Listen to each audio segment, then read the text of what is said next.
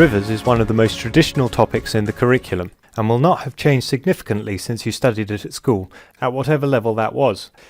It also forms something of a physical triumvirate with coasts and glaciation. All of them share the same basic processes and format, erosion, transportation and deposition, and their associated landforms being the basic narrative blocks of the topic. This means that if your GCSE students are studying 2 or more of these topics, there will be some very useful time savings or reinforcement opportunities, particularly in terms of the 4 basic types of erosion, which are identical, if having some subtly different terms: hydraulic action, chemical solution, abrasion and attrition. I should also mention, if you are expecting some breakdown of weather as well in this video, I've included that in the second Water World Units video instead, as it made more sense for me to put all the atmospheric stuff together. So, rivers. Although there is superficially a lot of vocabulary to learn, especially for the hydrological cycle, there will be a lot that they have already covered in earlier years looking at the water cycle, such as evaporation and condensation.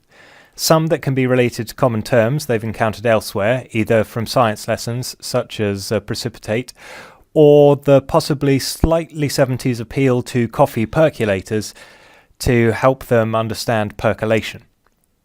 Finally, there are those terms in the very finest say what you see geographical tradition of coming up with names, like the mind-blowing surface runoff. Of course, later on in the topic you come to the term which is quite simply the most well remembered in the whole of the subject by anyone who has ever studied geography: oxbow lakes. On the surface this is a completely left field term, but actually, given that they are found on flat, fertile agricultural land, it turns out that they were named in a very say-what-you-see way by farmers who decided they resembled the traditional yoke used to harness their oxen, otherwise known as an oxbow. This may not be spectacularly helpful in your teaching practice, but was always one of those things that bothered me until I did some research. The next issue which can come up with this topic is that it does not perhaps have a reputation for being the most wildly thrilling of all those that students will study. While there is plenty to personalise to their experience when it comes to management and flooding later in the topic, sometimes the beginning building blocks can seem a little dry, especially if you follow the time-worn precedent of teaching the processes and landforms through diagrams, which is absolutely what I do as well. But I also like to bring extreme sports in wherever I can, as I think they naturally go hand in hand with our subject, and opening with some kayakers paddling off huge waterfalls does make the upper course suddenly seem a little more exciting. It isn't entirely gratuitous either, as you can definitely get in some points about the plunge pool being essential to their survival and hammering home that vertical erosion is dominant here.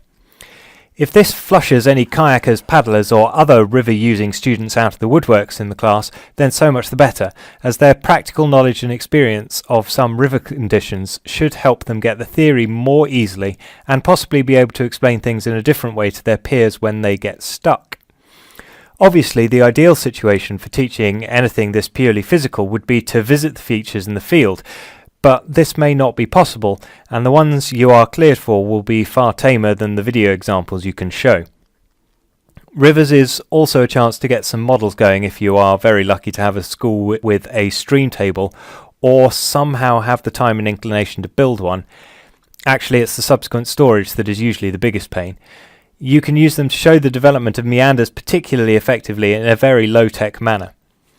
However, it is quite likely that you will have neither the time nor the opportunity to do physical demonstrations, which leads us to a big area where confusion can creep in for students, and they won't even know how to ask about it.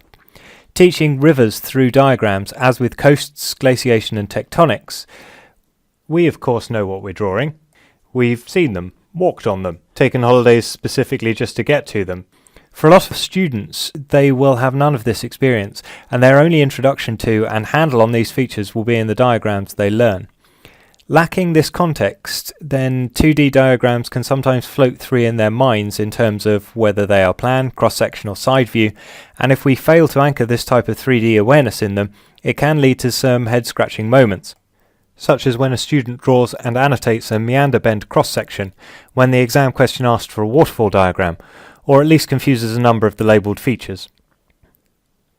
I've included instructions for a group task here when I had a stream table in class.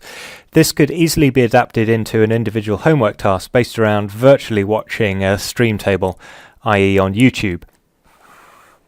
Given how often drawing, labelling, annotating, describing and explaining some type of river landform or associated process comes up in exam papers for the river topic, it's a good idea to make sure your students are both proficient in this skill and alive to the fact that they will probably be asked to do it. With this in mind, I have a running feature in river lessons as a starter activity. It's called Name That Feature, the fun new game that simply everyone is talking about. They then peer mark their attempt using a generic mark scheme. Luckily, the exam board I was teaching from a few years ago specialised very much in generic mark schemes. I've included it here, along with the actual question that it came paired with. On the surface, this seems like a fairly nice question that gives the students free rein to choose any of the features that they have been studying over the course of this topic. But if you stop and think about it, which most students will not in the stress of an exam situation, it is asking for one river landform created by more than one process. Given that you are limited to erosion, transportation and deposition as the three processes, this leaves meanders as the most likely candidate. All river landforms are created by a combination of these processes, but only meanders are really specifically taught as a feature involving both erosion and deposition. This may well be where a lot of student answers would fall down, failing to properly address the question. There are two other stumbling blocks in understanding this question, and both of them are helpfully written in bold text to try and draw attention to themselves. As the first thing that the question asks is to talk about different processes, it is likely you would get a selection of answers which talked about different landforms as well, one for each process. It is also possible that some students will omit a diagram, having started to skim the question towards the end. This is less likely though. Finally, and I do not have the answer to this question outright, as I have not seen any officially marked examples from this exam paper. When it says different processes, students may in fact have been able to gain the marks if they clearly differentiated between types of erosion, e.g. abrasion and hydraulic action performing different actions to create the feature.